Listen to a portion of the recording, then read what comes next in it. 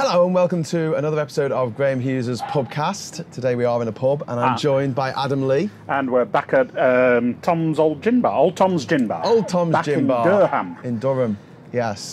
Durham. Right. So, anything been happening in the last week since we saw each other? There's been a general election announced. Oh, a general election? Is that going to solve all the problems in the country right now? No. Oh, okay, cool. So that's the end of the podcast. A short podcast. So, have you had a good time? Bye. No, it's not going to solve any of the problems in the country, and whoever gets in power will not be solving any of the problems in the country. How come we can only have one referendum about the EU, but we can have 3 general elections in 4 years? It's one of those strange things in life, isn't it? It's even our illustrious Prime Minister Bozo Johnson has changed his mind about Theresa May's Brexit deal. He voted for it and against it. He initially started voting against it, and then at the third time of trying, he voted for it because he's so desperate to get Brexit done, so all his chums get all that money. So politicians are allowed to change their minds? Yes, they are. But you're not? No. Okay, good. Right, glad we found it. This is an inherent problem with referendums, is that, take for instance the Quebec referendums in the 1990s, and also the referendum in Australia about the Queen in the 1980s, about keeping the monarchy. Yeah. If they'd gone through, they wouldn't have had another referendum 5 years later to go, do you still want to get rid of the Queen? Do you still want to be an independent state, aside from, away from Canada?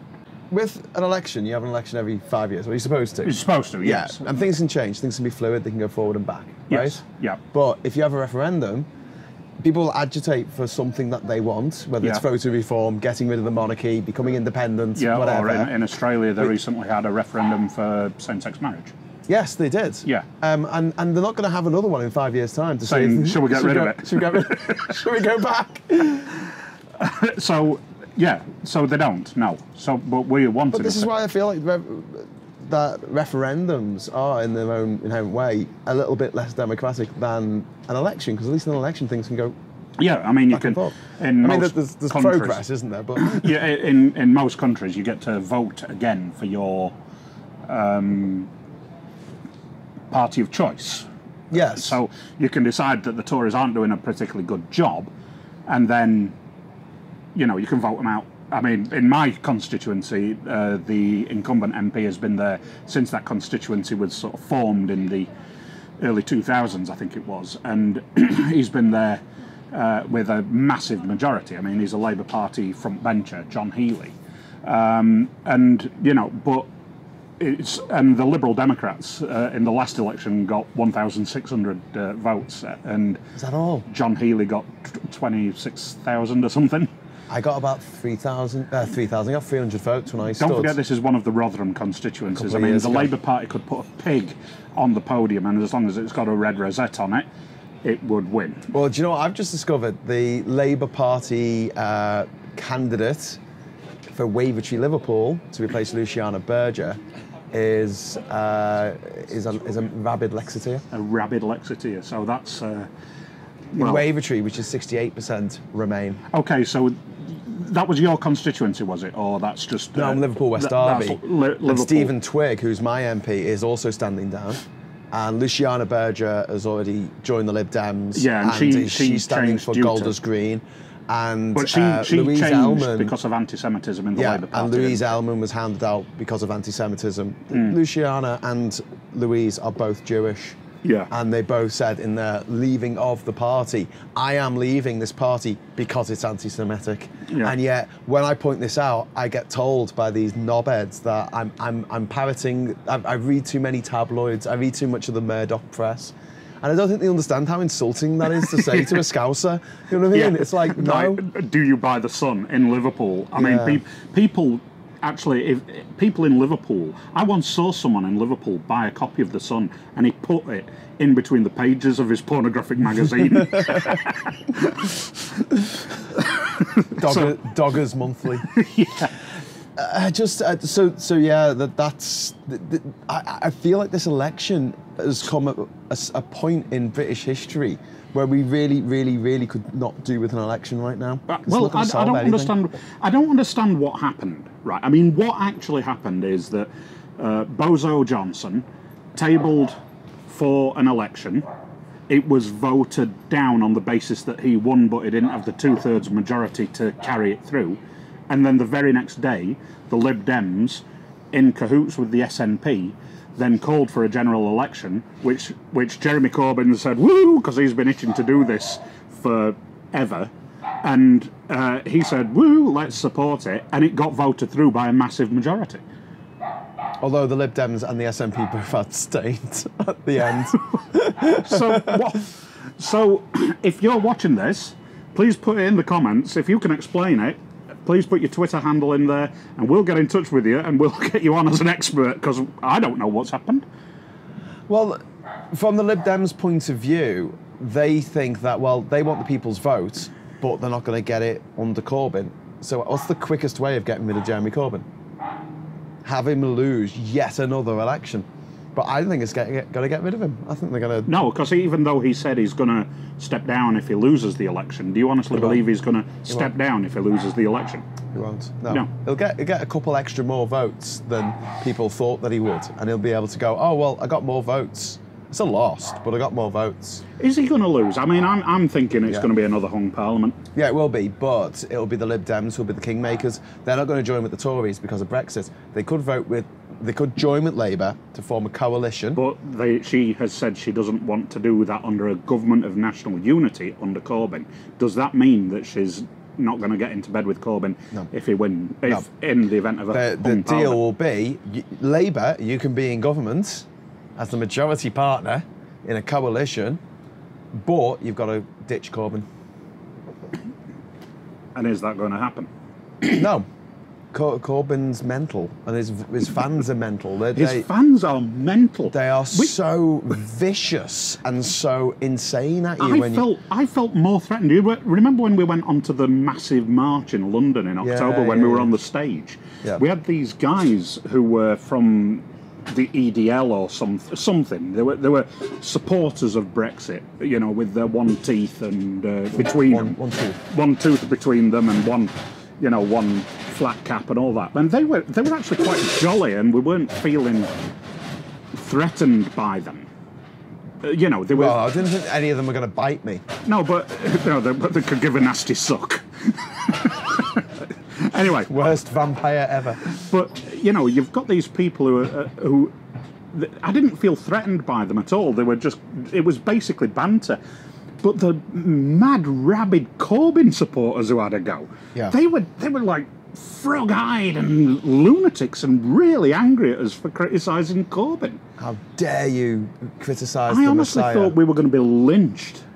It's mad, isn't it? Like, this is something that James O'Brien often mentions. He goes, you got the mad, rabid Brexiteers and you got the mad, rabid Corbynites. Yeah. And to be honest with you, I don't know which is worse. Well, I honestly believe the mad, rabid Corbynites are, and some of the comments we get on some of our videos from the mad Corbynites. What's that special about him? What is so special about him? I don't get it. I honestly don't. I don't understand it. But anyway, I can see why idiots might think that Boris Johnson is somewhat charismatic and funny, right? But don't forget, I lived in Australia, and all I saw was Boris Johnson on a couple of episodes of Top Gear as the star in the reasonably priced car. Yeah. And he was quite funny and entertaining. And I remember coming back to the UK and there was this man called Boris Johnson, and I thought he was the mayor of London. Of course, I was working in China at the time of the 2012 Olympics, and Boris Johnson had, London, and I was really proud of London and being British at that time. I was really embarrassed in the 2008 Olympic handover, where they gave the Olympic flag to Boris Johnson in the middle of the arena. And but I didn't see that. I might not be remembering this correctly, but it just seemed to be like a massive arena with like a spotlight with this dishevelled, idiotic Englishman toff sort of looking around, looking a bit sort of, I don't know what I'm doing here, holding, clutching onto an Olympic torch or a flag or something. But when I saw him on Top Gear, he was this sort of English toff who was a bit eccentric and a bit sort of, you know, and there was a banter between him and Jeremy Clarkson, and I thought and I used to think, you know, this guy's pretty good. Okay, but how do you feel about him now? I thought I despise him to the very core of my soul. You have to go for a pint with either Jeremy Corbyn or Boris Johnson. I'll become teetotal and not go. No, you have to. You've got no choice. Or what? You're going to, like, murder my father? Yes, yeah. I'd go for a pint with Boris Johnson. I think most people would. That's the thing. I honestly would go for a pint with because he's got that charisma. One of the people that I hate more than anyone else in the world, because at least the pint wouldn't be entirely boring. I guess it would be funny. Do you do this? Are you a lot more forgiving of friends who make you laugh than the ones who don't? Yeah, you got a mate who's always bloody miserable. And I'm not forgiving of anyone. Okay.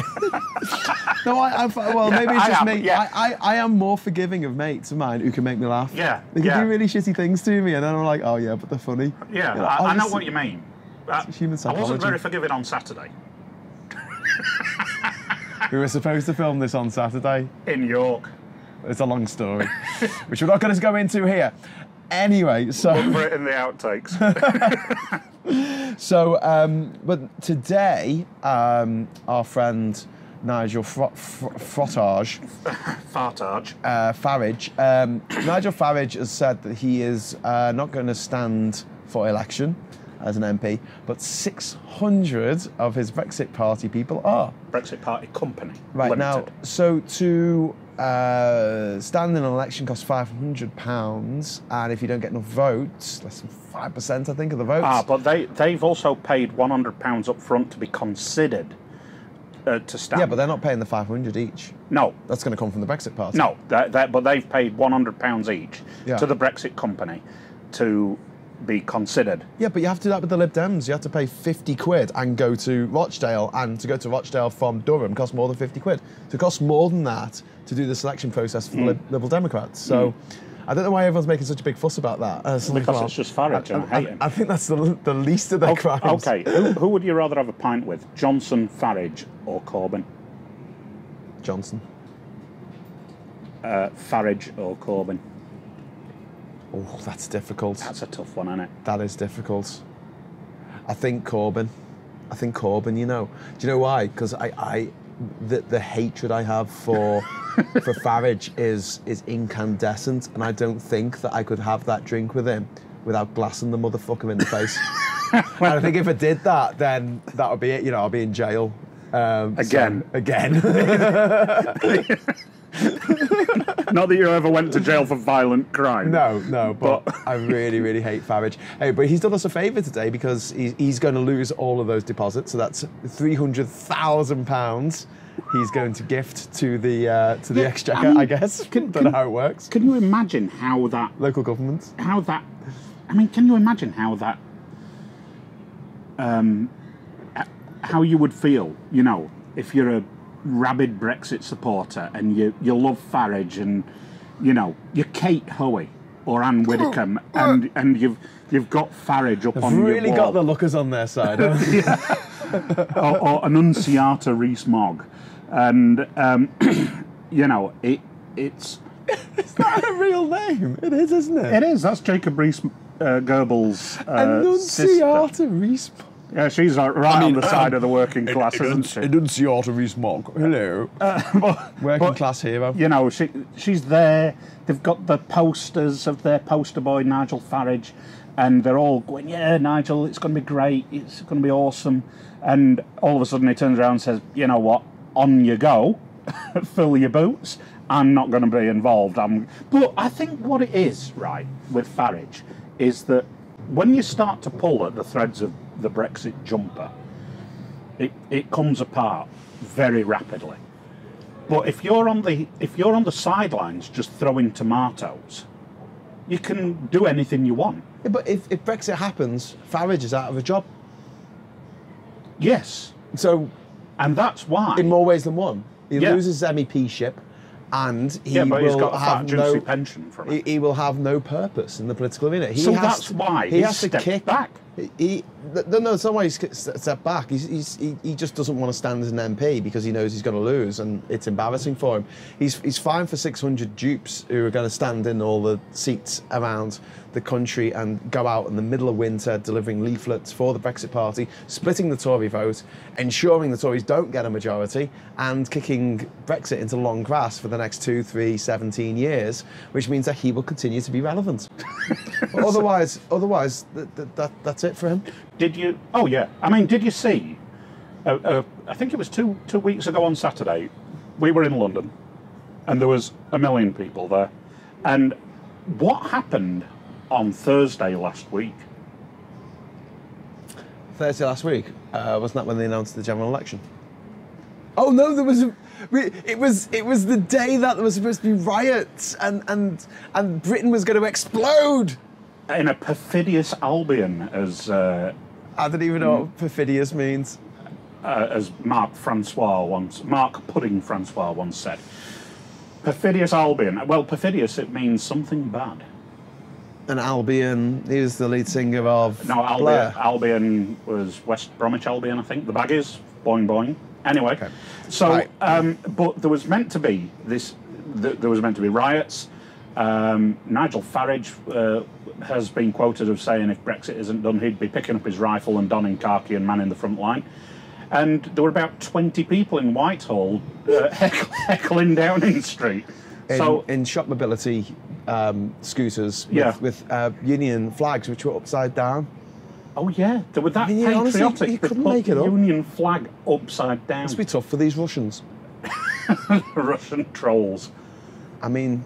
Oh, that came out today, didn't it? There's a report on Russian interference in the referendum and other elections, such as the election of Donald Fart. It's a cross-party paper. And Boris Johnson has said he's not going to release it until after the election. Yeah, normally it just gets rubber stamped 10 days. And the word from a spokesperson for Number 10, which is Dominic Cummings, is that they need 6 weeks to look at it. This is a lot of information. It's like, no, we've already looked through it all. You just need to rubber stamp it. That's all. But they're standing on it because they know that it says the Russians interfered in the referendum and it was a fraud. The whole thing was a fraud. It was advisory. It's not going to help Britain out. It's not going to make us richer. It's not making anyone happier. It's actually fucked our nation. Yes. And it's turned us into the laughing stock of the world. Yeah, thanks, Russia. Thank you, Putin. But yeah, that came out and they're not releasing it. This is what I mean about, when you're saying Farage doesn't want to stand as an MP because he'll be accountable. Mm-hmm. He's rich. He doesn't give a crap. All these rich motherfuckers are just completely unaccountable. They just do whatever they want and get away with it. And they laugh. They are laughing at the working class in this country. And any other classes. So, there we go. But he can still stand there at the sidelines, throwing his rotten tomatoes. But this is good that Farage is going to be standing candidates in every, well, not every single one, but is it 500? 600. 600 it's gone up to, because last week it was 500 initially. 600 constituencies are going to have a Brexit Party person splitting the Brexit vote, which means that the Remainers need to come together. Now, I don't think it's any secret, Adam, that I hate Jeremy Corbyn. Well, we've had people suspect this for a while. Really? There's been a suspicion. I thought I played my cards very close to my chest on this one. Well, I'll be honest with you. Your sentiments about Corbyn are shared by me and our viewer. Thanks, Mom. Both of them. Okay, so here's the thing. In order to deny the Tory party a majority, we've got a little bit of support now from the Brexit Party, of all places. Yeah. But the main thing is we are going to have to vote tactically. There's about 100 seats that can be won if we vote tactically. Right. So at this point, I think it would be important if you put it in the gubbins on YouTube, where people can find this information, because I've got no idea myself. Okay, so Best for Britain have set up a website. And he'll put a link there. I think it's getvoting.org, but I'll put it in the description. Yeah. And what that does is you type in your postcode and it'll tell you whether you're best voting for the Lib Dems or Labour or the SNP or Plaid Cymru. Yes, because Plaid have come out and launched their sort of campaign today as well, haven't they? And there's a Remain coalition thing going on with the Lib Dems and the Greens. Oh, also the Greens. There's going to be probably 2 seats. Caroline Lucas's seat and another one. How many Bristol? She's Bristol or no, she's Brighton. But what I'm saying is that the other seat that the Lib Dems are going to stand aside for the Greens. So the Greens should get 2 MPs out of this. We'll put it in the comments. Do you know, it was a really interesting graph that I saw the other day, and it was how many people voted for each elected representative, and it had the German Parliament, the Bundesrat, is it? Bundesberg. Is it raining? It is raining. Oh, we're outside here at Old Tom's gin bar. There's a massive umbrella above us, and they've got these heat-emitting lamps up there, which is what makes it look as though we're in a red light district in Amsterdam. But it was how many people voted for each representative, and in Germany it was about 62,000 for each party, whereas in the UK for the Tories it was like 17,000 per. You know, how many voters per MP? Per MP, yeah. And then for the Greens, it was like 500,000. Yeah. So that shows that there's something desperately wrong with our electoral system, which, funnily enough, right, the Lib Dems want to change. Yeah. And they always have. I remember John Cleese used to advertise about this in the 80s. Yeah, before he turned into a rabid Brexiteer and then pissed off to Nevis. Okay, slight edit there, sorry. It started really... Absolutely tipping it down. Plus, we had a very important guest arrive for a quick drink, Kate Howie. So, anyway. Okay. And so, Halloween. Anyway, so we were talking about tactical voting and how it can change things for Remain. So with the Brexit Party, thankfully, splitting the Brexit vote... Yes. It means that we have much better chance now of taking out a lot of Conservative MPs. And we need to do this by going after them, going after the second most popular choice, whether that be the SNP, whether that be Plaid Cymru, whether that be the Lib Dems, or whether it be Labour. So even though, Adam, did you know that I really hate Jeremy Corbyn? What? Still? Yeah. I thought you might come round after what he said last week. I really hate him, but I will vote Labour if it means that we can stop the Conservatives from getting a majority. If 30% of Remainers vote tactically, we can stop the Tories getting a majority, but it will be hard to form a minority government with Labour, Lib Dems, because it will have to include the SNP.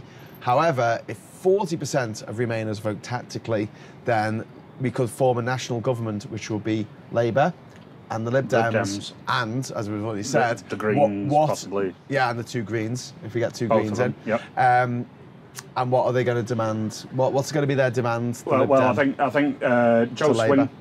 I'm going to put my hat on, I'm cold. Joe Swinson has said that she's already said that she doesn't want to form a government of national unity with Jeremy Corbyn. So I don't think she's awfully keen about going into an alliance with Jeremy Corbyn. So she's probably going to say, Labour, you can have the power. Yep. We will support you if you get rid of Jeremy Corbyn. Bye-bye. Go back to the backbenchers, 10-year allotments. Do not pass go. Do not collect 200 Soviet rubles. There's a good chance, though, that if that happens... Is that my beer, by the way? That's your beer, yes. This is the... the alcohol-free. The alcohol-free. Everyone's like going, oh my God, Adam, you booze so much. It's like alcohol-free. Alcohol-free. You poor bugger. It's okay. I'm not driving. So what could happen is, and what probably will happen if in that eventuality, is that Labour will say, no, we want to keep Jeremy Corbyn no matter what. And then we get another election. Wow. And even though he won't have won, do you think he'll have stepped down? No. No. Jeremy Corbyn is Messiah for life. You see it in the hardcore momentum lunatics. You see it in their eyes. They're never going to give up.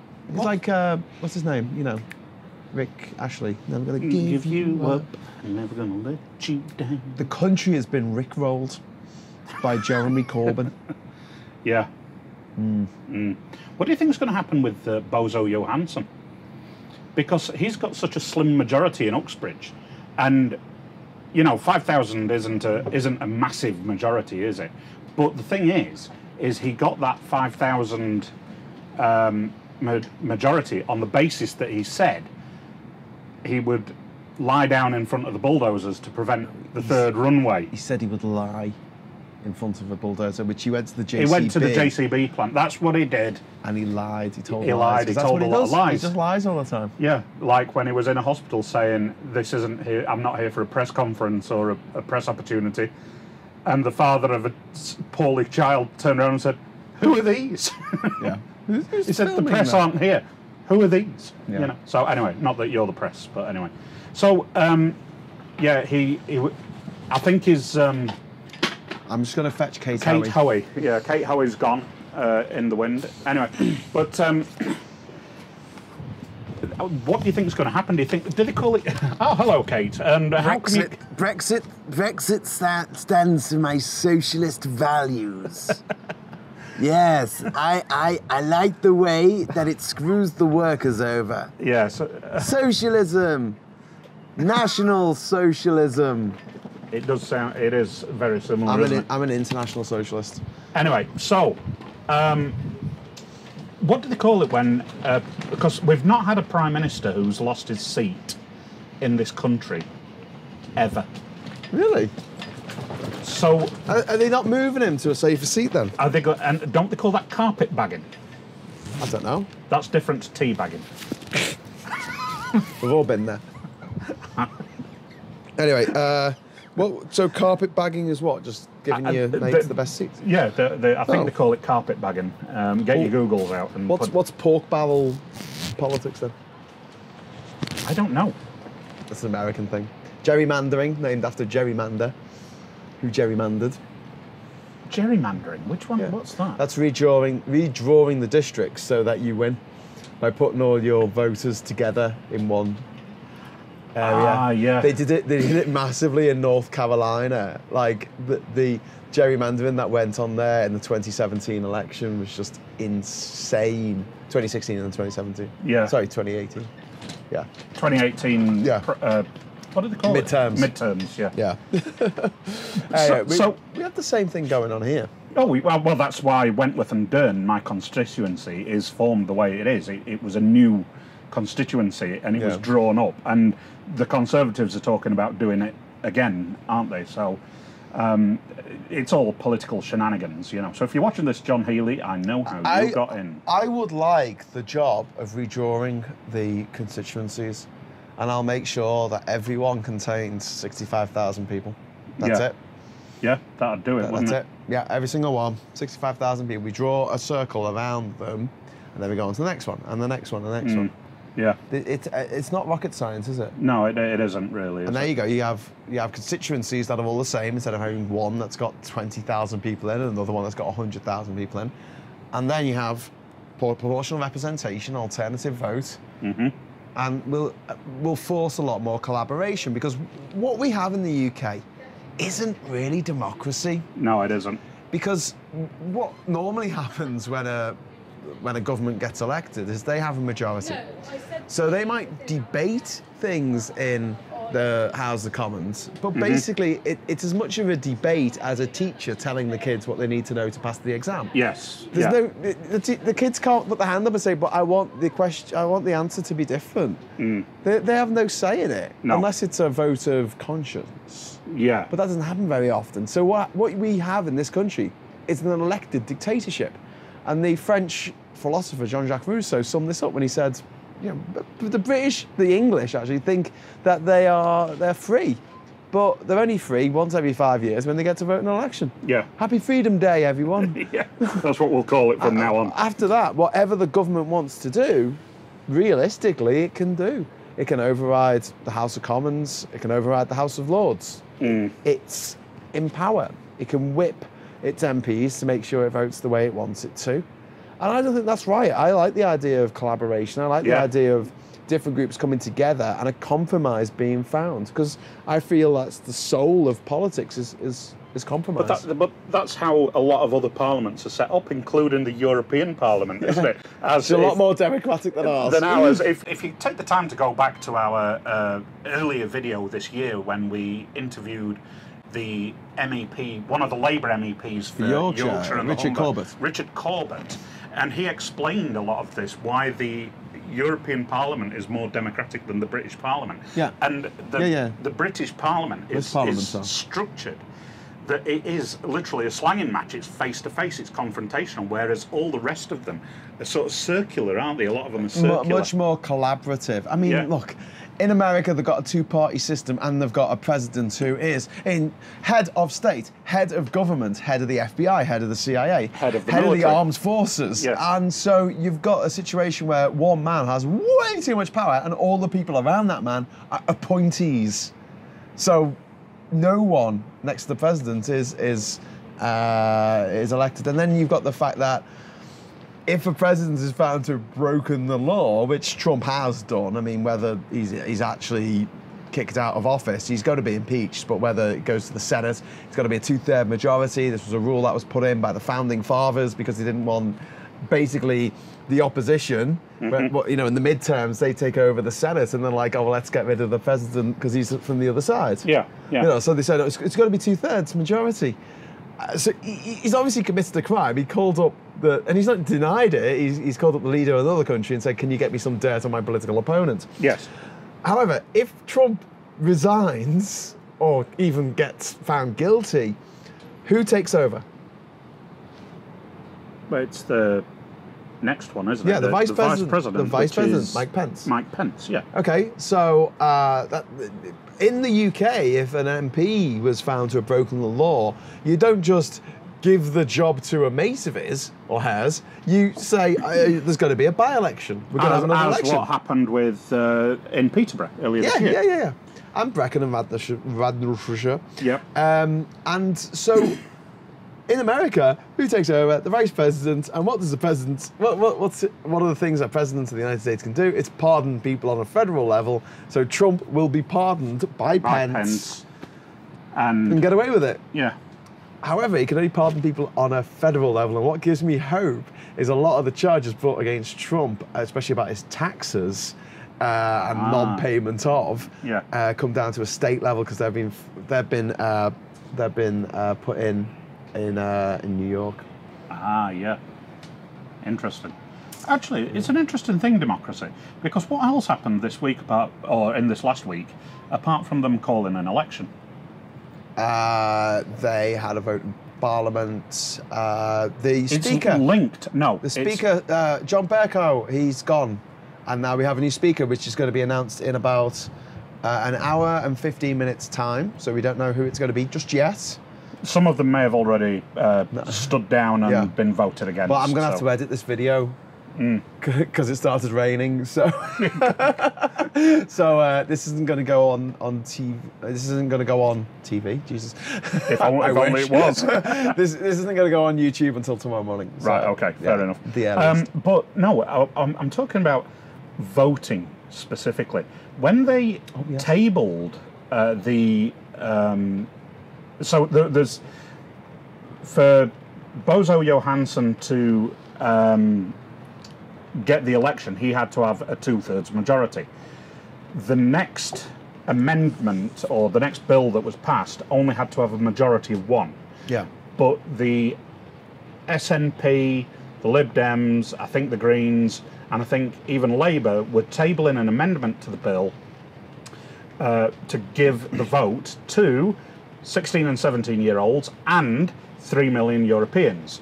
Now they said that no taxation without representation. But it didn't get tabled for whatever reason, and the government was opposed to it because they said... It didn't get tabled. Do you want to know why? Well, it didn't get tabled, and the government was saying that they didn't want it to be tabled because the administration of getting 16 and 17-year-olds onto the electoral roll in time it's going to be a waste of time. Fair enough. I'll take them at face value on that. But who was allowed to vote in the Tory party leadership? 14-year-olds. 14 and 15-year-olds. So the government doesn't want 16 and 17-year-olds to have the vote, but the Tory party want them to have the vote for their leaders. So where's the justice in that? Well, where's justice in the 3 million EU citizens who live work here, and pay taxes? who have been here, some of them for 50 years, not being allowed to vote in that referendum? When I lived in New Zealand, I'd got a permanent resident visa, and citizens of New Zealand and permanent residents were allowed to vote in general elections. Yeah. But in Australia, you have to be a citizen of Australia to vote. So the New Zealanders who were living in Australia weren't allowed to vote they were living there under freedom of movement rules, weren't allowed to vote in general elections. But one of the things that this all comes down to is the argument that we have to do Brexit because that's the only way to respect democracy.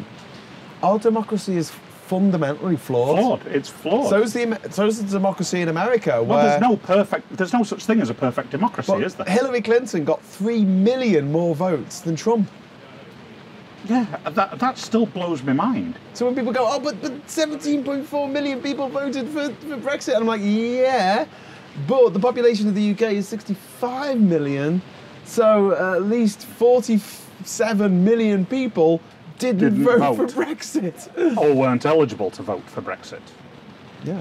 Well, they just didn't vote for it. Well, yeah, but I mean, some of that 65 million were under 18. Mandate of the people, and it was an advisory referendum. I'm fucking sick of hearing that. You know, they go on about this overwhelming majority. It wasn't. It was 1%. It was it was a 10% overspend by Aaron Banks' mob. Yeah. For a 2% swing. You know, it's fucking horseshit.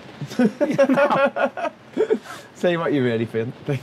You know, we do try to cut down the swearing on these. The car cast that we did when we went down to London, he said no swearing, and then he started swearing. I know. The problem is that when we swear, it gets picked up by, because it live transcribes everything we're saying in our videos, because I always put up the auto-generated subtitles on our videos, right? Yeah, some of them are quite amusing, actually.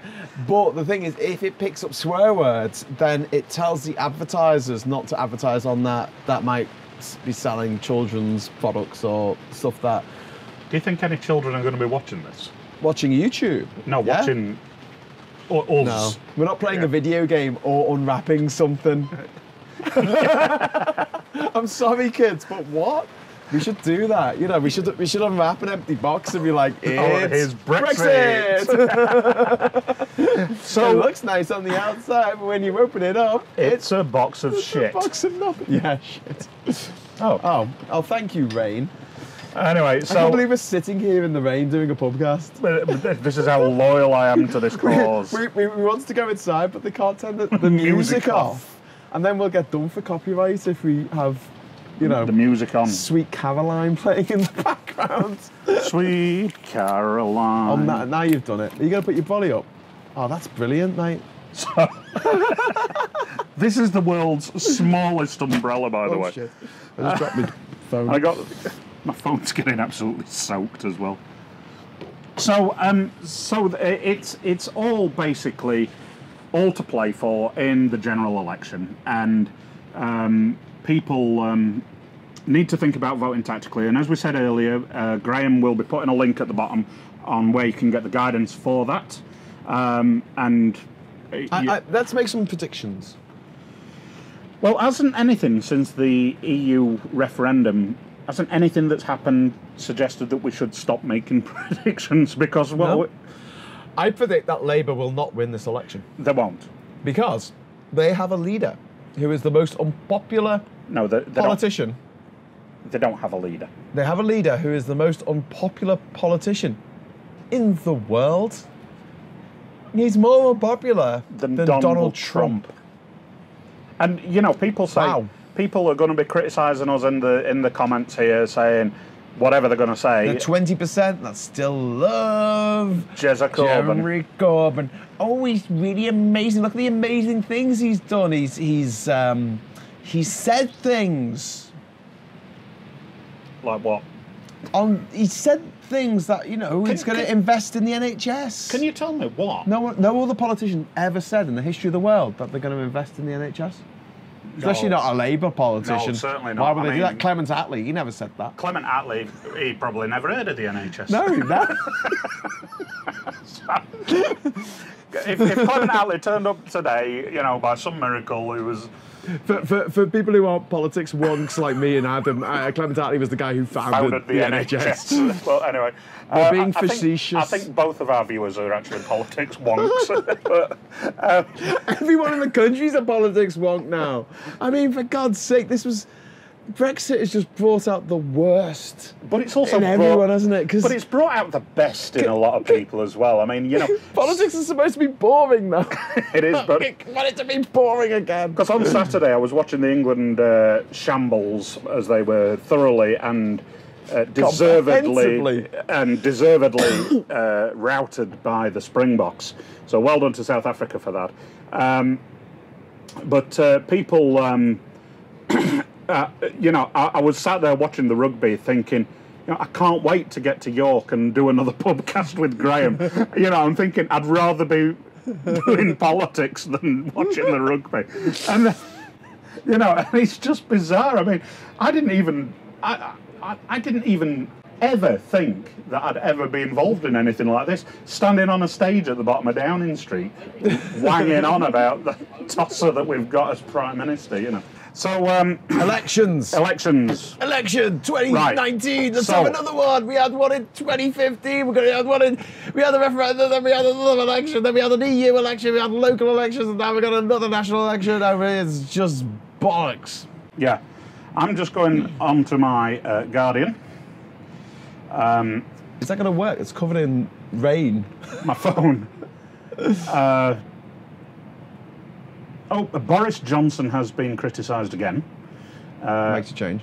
For selective quotes about NHS in letter to voters. Lindsay Hoyle has extended the lead in the Speaker ballot as Harriet Harperson has withdrawn. Lindsay Hoyle's probably going to win. Now, Lindsay Hoyle is a man, even though he has a girl's name. Like Hilary Briss from the League of Gentlemen. Adam, it's starting to rain again. Okay, I'll put up my unfeasibly small umbrella. I bought this in Manchester for the Manchester March. We record the sound for these podcasts on our phones, and Adam's phone has got so wet that it's now dead.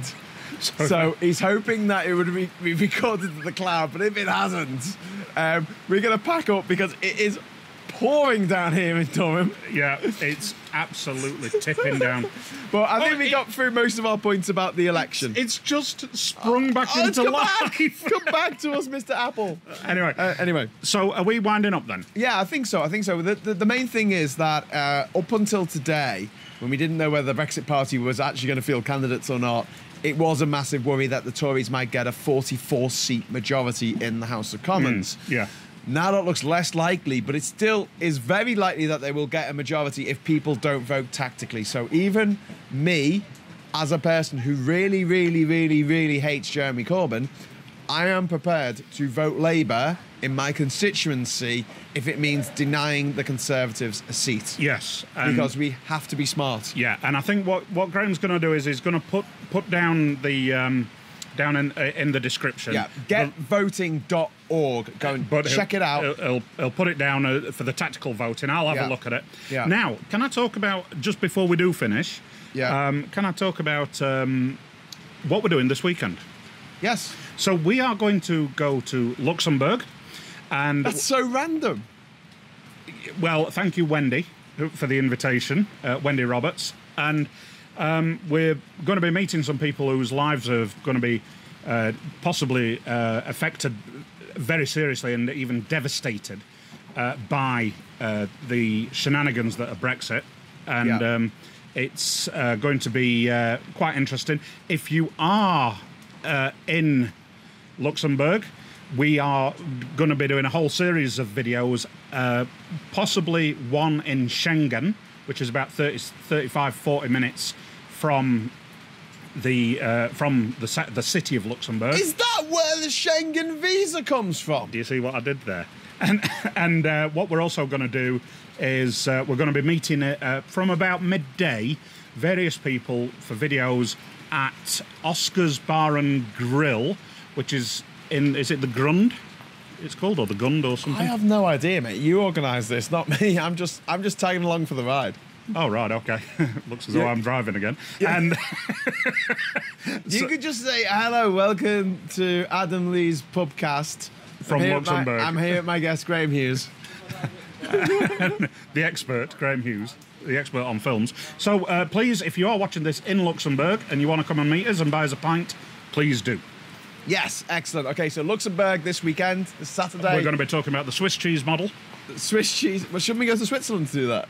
No. No, okay. Because it's all part of the EEA and we can get Swiss cheese in Luxembourg. Okay, we'll make sense of it all. But yeah, so we've got an election coming up, and yeah, like Adam said, it's everything to play for. It really is the most unpredictable election in probably British history. Yeah. And so let's do this, Remainers. Let's gang up on the Tories and on the Brexit Party and make sure they do not win a majority, because if they do, it's all over, guys. We're out. It's going to be 5 years of more austerity from the Tories. 5? At least. At least 5 years of more austerity. And I think even if we got Bozo Johnson out on is it the 12th of December? He would still be the shortest serving Prime Minister. So that would be just that would be worth it. It would be worth it just for that. Just for that. You know. All okay. Right. All right. Well, thanks, mate. Thanks, so mate. we've got no drinks left, so we just say, like, I don't know. Here's to the EU. Here's to the and EU. Bollocks to Boris. Bollocks to Boris. Bozo. And Brexit. And Brexit. And Farage. And fartage. Yeah. Okay. And let's hope it doesn't rain as much when we're in Luxembourg. Well, we're going to be inside. Oh, excellent. I've actually organised as and thanks to Tim for letting us film there, but he's organised as a nice table inside. Oh, inside. Fantastic. We'll see you there. See you there. Luxembourg. Cheers. Saturday. Saturday. Bye-bye.